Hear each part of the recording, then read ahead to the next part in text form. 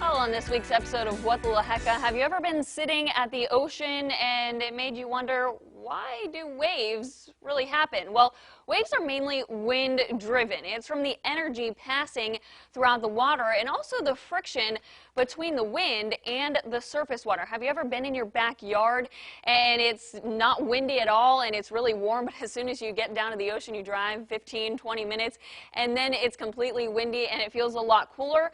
Well, that's because there's a lot more wind down at the ocean, and so the waves are creating more of this motion.